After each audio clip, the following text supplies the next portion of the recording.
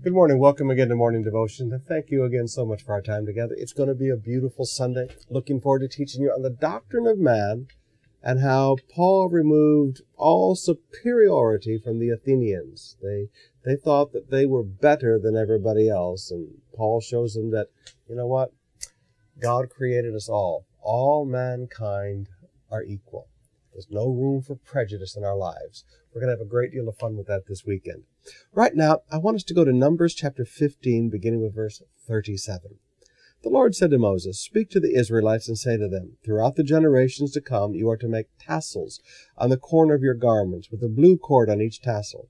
You will have these tassels to look at, and so you will remember all the commandments of the Lord, that you may be able to obey them and not prostitute yourselves by going after the lusts of your own heart and eyes." By going after the lusts of your own heart and eyes. Sin does not happen by accident. Sin happens by decision. Sin happens because we go after a lust of our heart. We go after a lust of our eyes. So what God told them to do is tie these little tassels so that you remember the commandments of God.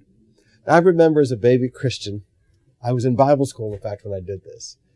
My big challenge, I didn't have any trouble giving up smoking. I didn't have any trouble stopping drinking. I didn't have any trouble with the pornography stuff. That kind of stuff fell away real quick.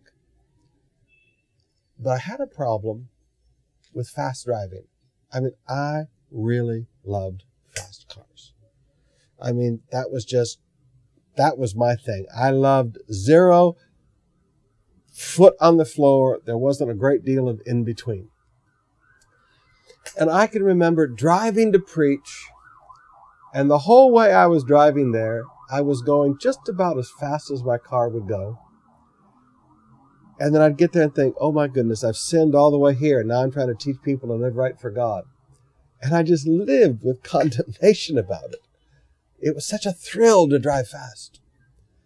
And I remember when I read this passage, I thought, I have to remind myself to slow down. So I took a piece, and I don't remember what color it was, but I took a piece of yarn that was just laying around in my dormitory room. Don't even know how it got there. I took that piece of yarn and I tied it right around the top of my steering wheel so it would hang down. So it was always right there in front of my face. And that was my little reminder that God said, obey the laws of the land. Now, I know it seems like a silly little thing, but it helped me. It helped me not to go after, just fall into and go after and pursue the lusts of my heart and the lusts of my eyes. As a Christian, sin doesn't just happen by accident. You sit there and you stare at it. You sit there and you think about it, heart, eyes. You stare at it, you think about it, and then you make a decision to go after it.